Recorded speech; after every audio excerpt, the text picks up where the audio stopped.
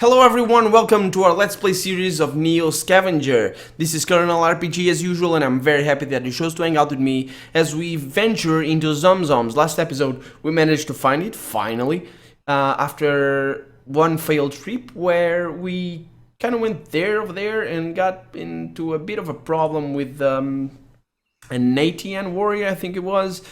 So today we will see what is up with Zom Zoms. Zom Zoms is a very interesting location. It's not really a nice location, but I don't want to spoil it for you. So let's just make a bit of scavenging before we venture into its compound. And now here we go. As the source of the distant sound finally comes into view, you stop in your tracks, unsure whether it's safe to continue. Ahead you see a titanic warehouse, like one of those distribution centers from before the apocalypse.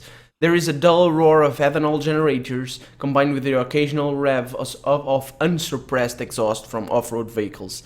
Figures seem to be milling around, a low extension on the right, and the occasional ATV arrives or departs without fanfare. You don't think you've been spotted yet this far out, though with all activity, it's hard to tell. Okay, let's approach the warehouse, because that's what they came here for. You cautiously approach the warehouse, noting a bright sign reading Zom Zom's, a place to eat. The sign hangs over a giant garage door, which is fenced off behind tarp and barbed wire. Bright lights, welding arcs, and peculiar shadows can be seen in the fenced area, and a din of rowdy shatters echoes from within the building. A semi-trailer attached to one of the loading bays acts as a makeshift gate and pathway into the warehouse. Ragged-looking figures line up alongside the trailer, watched over by armed mercenaries. It looks more like a club than anything else, except for the tarp area. Just then, your stomach sinks when you realize there's a truck on the other side, offloading prisoners or slaves of some sort.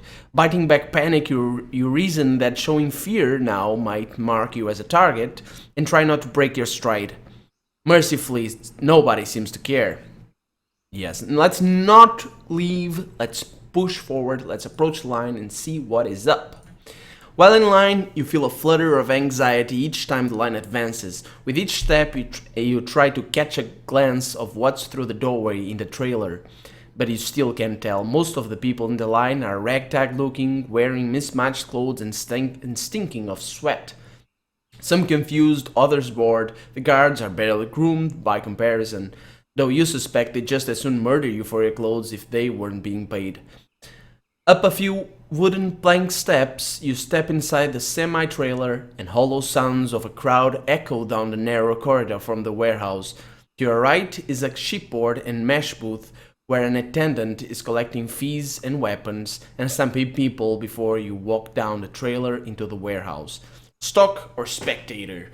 The attendant drones, looking disinterestedly past you.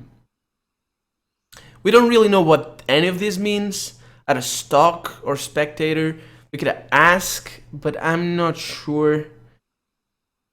Yes, let's pick spectator because I don't really want to get into anything right now. I don't want to make any commitments, if you know what I mean. So I'm a spectator, please. What you got? Looking behind her, you see ice slabs, shoes, and sundry items. It looks like there are definitely some items they'll accept more than others, at least today. Okay, so it's something that I need to give her, so I'll give her one of my lighters. Yes, take that. That's pretty much spent for now. You offer your item. Here, take this. Kind of a puny item, but anyway, you offer an item which she stashes in a metal locker. Hand, she demands, reaching for a stamp as you present your hand. She applies a symbol and a number, then nods to another grisly merc who checks you for weapons. He tosses your confiscated items in a numbered bin and ushers you down the trailer. Inside, it's one part super club, one part gladiator pit. A wall of sound assaults your ears as you cross the threshold. Part human cacophony, part generator exhaust, mostly frenetic industrial music, and the smell of food and smoke. You can't hear it over the noise, but you can feel your stomach rumble at the smell of sweet barbecue.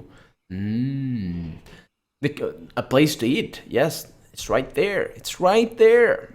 The cavernous warehouse is dominated by a dirt-floored arena with high mesh walls. Spectators ring the pit on three sides, the fourth reserved for a large garage door leading outside into the tarp-fenced courtyard. Beyond the door, you catch the flash of welding arcs, where it appears scrapyard robots are being prepped. And opposite the garage door, the thing you really care about right now, a white booth with grills spewing sweet and spicy smoke into the rafters above. People clamor to get at it and walk away with it prized, smeared over hands and lips alike. Barbecue. You wade through dirty patrons intent on manhandling some ribs, or beans and rice, or whatever it is they got cooking over there. Who knows how long you've been in cryo? How long's it been since you've had a hot meal? Actually, I've had a hot meal in the sprawl at DMC. Yeah, that non-veg stew, it should be hot. It should be. But I didn't buy the nice fancy meal inside DMC, so yeah, maybe it's not hot. Maybe it's just some refried cold thing. I don't know. Anyway, this is odd, so I'm going for it. Pressing your way through this final wall of hungry patrons, you get an elbow on the counter and desperately try to make eye contact with one of the servers. A few eternal minutes later, one of the apron-clad food slingers glances at you, and you nod like an excited dog. He reaches into a smoker box, withdraws a loaded skewer, and places it in your hand. Sweet, succulent barbecue. Savoring it at first, you start to grow paranoid that it'll be snatched from your hands, and you bear down on it with renewed fervor, huddling with it against your lips as you absently walk away from the grill. This meat is like good, fully developed veal. Not young, but not yet beef.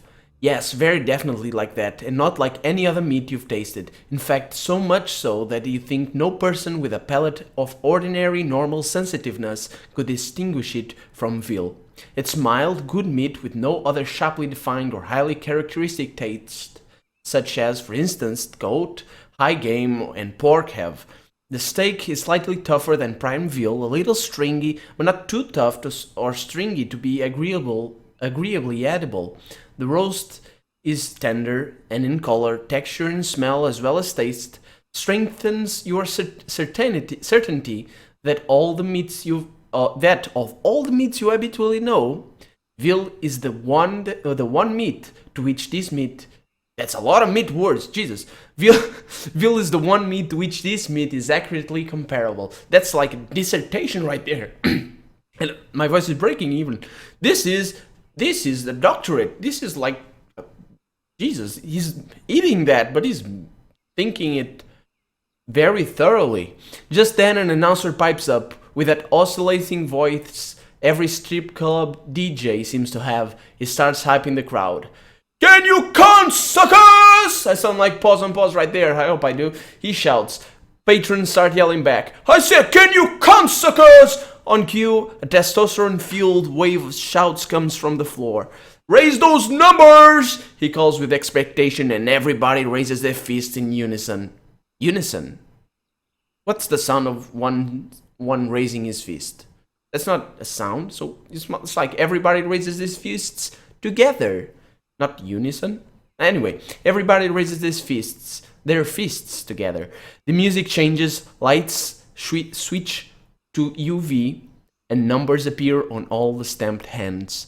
Your heart starts to race as you realize what's happening.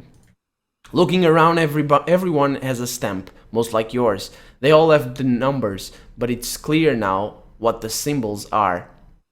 Patrons like you have silhouettes of vultures next to their numbers. Those unlucky few who don't have lamps. The announcer calls a low number. Feeling somewhat relieved, you raise your hand above your head. Patrons around you look up to it for a moment, then continue scanning the crowd. A scream of protest erupts from the far side of the arena. Everyone nearby looks across, where a commotion is starting. A man is hoisted into the air like a crowd surfer at a concert and propelled to the arena gate. Patrons claw the remainder of his barbecue from his flailing hands, fighting over it like dogs. Guards wrangle the struggling man and toss him into the dirt floor in the arena as the gate is sealed behind him. The winner is a filthy, weak, and confused-looking human. As he clambers to his feet, a clanking and squeaking sound crescendos from the opposite side of the arena. Cheers start erupting throughout the warehouse as the source of the noise rolls into the arena through the garage door. The bot is little more than a heavy, threaded ring of barbed spikes. A haphazardly hung LED ticker sits atop its mass, flickering the words Morning Star, confirming your suspicion as to its nature. Without pausing, the bot starts closing in on the human who, to its credit, has given up rattling the cage and is now facing the more immediate danger. It starts circling left, leading the bot to one side of the pit, then dashes right as fast as he can, bypassing the bot. The move buys him a few seconds as the bot spins in place on its treads, but he ends up in the same situation on the reverse side of the arena. This continues for a few laps, with the human visibly wearing down. Perhaps realizing his error, he switches tactics and leads the robot towards a support column and allows it to get close before ducking around behind it. The bot starts turning in place, but the tread gets hooked on the pilar, and for a moment it appears to be stuck. You can sense the tingle of hope in the man as he watches the bot rock to and fro for several seconds. Run, dude! However, the bot's rocking eventually frees it, and it turns to face him again. Crestfallen, the man returns to his original strategy of dodging the robot like a bullfighter, even more slowly each pass. It doesn't take long for the robot to wear down its already weakened prey, and it scores its first hit, trampling his legs under threads. The man's cry of pain is lost in a wave of cheering from the crowd as the robot backs up. The man hardly has time to limp before it rams him again, this time following through and impaling him against the wall. Ouch. Drunk with bloodlust, the crowd is now screaming as the robot backs away once more from the stumbling, bleeding man. The bot rams him into the wall one more time and backs away, this time with a human stuck on its spikes. The crowd cries out in ecstasy, which eventually simmers down to a rabble as the arena service personnel remove their entrails. Your mouth agape, you suddenly feel a wave of nausea. You begin looking around, panicked. Let's get the hell out of here! Spotting the door you came in, you start pushing your way through the crowd. Maybe you can hand in your shit, get your stuff, and go. Hell, maybe you just forget the stuff and leave before anyone notices you. Hold it, dude. A voice startles you even amidst the shouting crowd, and you turn to find a young man with an old face. He looks to be of Asian descent, with hair like a mop, big aviator glasses, and an improbably white fur coat. I love aviator glasses. I got a pair, and they are great. But this dude... Holy dude, this says. You really think you're just gonna walk back out the way you came in? Is visibly amused. You don't notice any weapons, but then again, with that outfit. Relax. I don't work here. In fact, I'm gonna try to make sure you don't either. Come on. He turns and heads toward the garage doors. Since that's away from the arena's human-sized gate, you decide to follow. You get the sense he's a patron too, or at least not with the management, as neither guard nor patron seems to pay him much attention. A little bird told me, he shouts. He's shouting. So a little bird told me, he shouts over the crowd and music. You might know a thing or two about cryogenics. He talks over his shoulder as he walks, as if tossing words your way. I know a guy is looking for some heavy-duty cooling units. He may be willing to trade for some information on where to scar a few. You arrive at the massive garage door, and the cool hair seems tinged with ozone. His name's Stoat, the Stoat. Come on, dude, I'll introduce you. Out in the robot prep yard, mechanics are trending to their creations. Your companion stops alongside a tall robot, reminiscent of a farm combine. You shudder to think what it does to your human with those blades, but then something inside moves. Crawling out the feeder house behind the blades is a mechanic who looks around and, satisfied, waves another out. The second looks more like the patrons than the mechanic, starved and scared. The pair skulk along the fence line and disappear out of sight. Fur coat guy turns back to you with a proud yet devious grin on his face. The stoat is pleased to make your acquaintance. Now, about the medical plan. He suggestively taps his wrist. Oh, he wants my... He knows about my bracelet. I don't really want to give him my bracelet. But maybe I'll get away with just giving him the info. Yeah, let's try and go for that. Unsure whether you want to give up the strap, you self-consciously fidget with it a moment, then read it over once more. Instead, you decide to share the facility address, but keep your name to yourself. Smart, he says, tapping the side of his head with his index finger. You're a smart dude. Tell you what. He pulls a box out from under a flight case near the combine bot. Here. He opens the box. Unclaimed, lost and found, let's say. As for me, I might have to check into your fancy clinic soon. I think I'm coming down with a little something. He fakes a cough and clears his throat, grinning. Let's see what he gave us. What? He got some meat, that's okay. What did he give us? What? He gave us nothing. Okay. Player ate at Zom Zom's barbecue. Okay. Where's the box? He looks over your shoulder. Oh, also, you probably want this back. You turn and see a familiar face on the front gate. She drops your checked items in the lockbox. You cast a glance back at the stowed, and he shrugs. What? I can do this alone. Your safest bet is to go along the fence, where they went. He thumbs over his shoulder, indicating the route the mechanic and patron followed. Unless you're still hungry. He laughs, mocking a vomiting motion. See you around, dude, he calls over his shoulder, walking past to the warehouse.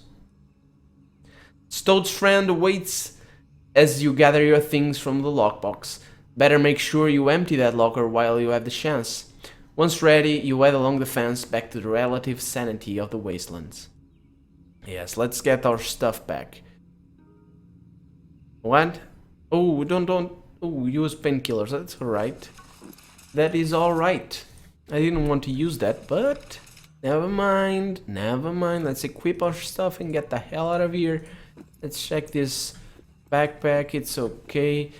This meat, I'm not too sure what it is, so I'm not even gonna try.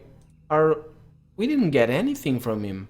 We're supposed to get some box or something. I didn't get anything.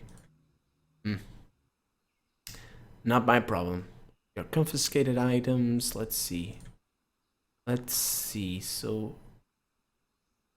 Okay, so that's... Oh, he gave us stuff. He didn't give us the box. He gave us its contents. Yes, that makes sense. Yeah, of course. Duh. Yes, that makes plenty of sense. So he gave us stuff, basically. Okay, good. This condition is bad. I don't want that. That's nice. And this khaki pants... Let's see the price. Not good enough for me to carry. And the rest of the stuff is not something that I'm interested in. I'm just gonna go away. Okay, so that looks like that was Zom Zom's. I don't know what to say. We ate human meat. Pushing card. Okay, so we're thirsty. Hopefully we don't get any negative traits or perks or anything like that out of that. Let me just consider our options. So our next move could be going into the ATN up north. I think that might be a good solution for our troubles, because look at that dude. What does he have? Looks like he has a pen of some sort in his hand. Okay, I'm going for this. I need to make lockpicks. I always keep forgetting to make lockpicks. I need my lockpicks. Give me my lockpicks, please. Give me my lockpicks, please. Come on. Okay. Oh, we don't have enough moves left. Let's... Okay, bypass the turn. And make some lockpicks. 7 that we need. Where is it? Where are my small assorted parts? One and two and another and another. Nope, another. There you go. There you go. Okay, good. Now we have that, which is great. Got food, which is good. Let's eat something else. That's always the best alternative to... Okay, these binoculars don't have a strap, and we can do something about that. Because we don't want to carry these binoculars on our backpack, so we will add a strap to them. Basically a string, and that's it. Tarp is always nice to have, and it's pretty expensive as well, so not that expensive, but we already have, we're like halfway towards our objective, of having enough money to buy our eye augmentation or eye surgery or whatever it is. I don't remember exactly what it is. It's like IAUG, AUG. And no loot right there. That's unfortunate. That is unfortunate, but such are the ways of NEO Scavenger. Sometimes things just don't go well. We've got still plenty of space to carry stuff around, and to be honest, we still don't have enough of anything. We still haven't found anything worthwhile since we left the sprawl like 2 days ago, was it? Oh, there's a woman calling to you from above, 2 stories up, out an open window. Wants you to come into the store below. Plenty of cheap, good food, she says. Canned salmon. Nah, I don't think so. You're pretty sure that any salmon would have gone off long ago. Nothing now but tinned salmonella. This reeks of an ambush. This girl's nothing but a lure. What kind of underhanded behavior really gets you annoyed? Looking around, you notice that there is an awful lot of combustible rubbish drifted up against one wall of the building. Set fire to the rubbish! Yes, I figured that'd be an option right there. Okay, there's a lighter. Start a fire, or just a little one. Let nature take care of the rest. If it catches and spreads, then it's meant to be. Burn the whole building down. Okay, so let's, I don't know. I'm not sure any of this is worth the risk, seriously, because playing with fire, that's one of the things my mom always told me. You shouldn't play with fire, but then you shouldn't mess with strangers, so let's get the hell out of here. Sure, you could burn down the building, but what if they are decent folk? Besides, all that smoke and flame is bound to attract unwanted attention. You give the woman a friendly wave and keep moving. Yeah, she's bound to get into trouble sooner or later, though. It's nothing much that we can do about that, so she is responsible for her own choices. And we get a bunch of rubbish out of there, but then again, looking at that axe, what would you expect? Our painkillers are wearing off, which is not a problem because we took those by mistake. So anyway, oh, got plenty of what's it? Zolpidem and Zolpidem, more Zolpidem, whatever it's called, and got something else. Good. Okay, so looks like we got thyroxine over here and got blue pills over there, but then again, so this is warfarin. some very interesting pill names. Yes. So yeah, let's keep scavenging a bit, see what else I can find and stuff. Good, some water that I won't be able to drink right away. Oh, we got someone over here. Let's check. Okay, so we're still not bleeding. Doing this, basically searching, is one of the most dangerous things you can do, because you couldn't just blind retreat and drop your all stuff and just run. But yeah, look at that. Okay, I'm not sure that is friendly. I'm gonna move forward. Yes, he's advancing, so he's probably... Yes, he's charging at us, so I'm going to try and... Oh, I missed. That's not good. He's going to... Oh, he's running away. He runs away, so just run, dude. You don't need my help getting killed, because you made the choice to attack me, to charge on me, and that's very unreasonable. We got a dog right there. It's very unreasonable because I got a gun on at my back, and I got a broad spear, and you didn't have anything. I didn't actually see what it was that you had at your back, but you probably didn't have a gun. You are probably just a one of those lambs at Zom Zom's. One of those dudes that will get eaten sooner or later, impaled by a robot in its spiked appendages. Spiked appendages, that's not nice. That's not something that I enjoy. I prefer normal appendages, like fluffy appendages. I prefer fluffy appendages. Yes, that's what I like. Is they are.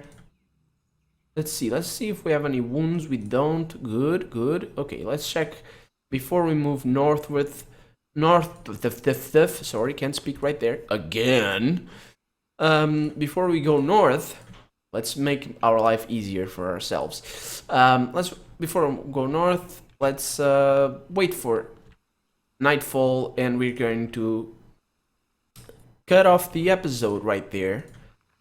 Night should be falling pretty soon. This is forest, so that's a problem. Yes, we can see, but not an issue, I don't think. Hopefully nobody steals our stuff. It's still nighttime, so here we go. Let's see. Okay, northwards we go. Night, we're thirsty. Just open your mouth, look at the sky, and it's raining. What? Actually, drinking rain, especially in a post-apocalyptic world, is like very... Sorry, misclicks right there. It's very, very bad advice. Okay, so this is where we are going to spend the night. But I think that's about it for this episode. I am Colonel RPG, and this has been NEO Scavenger. I hope you've enjoyed it, and I'll see you next time.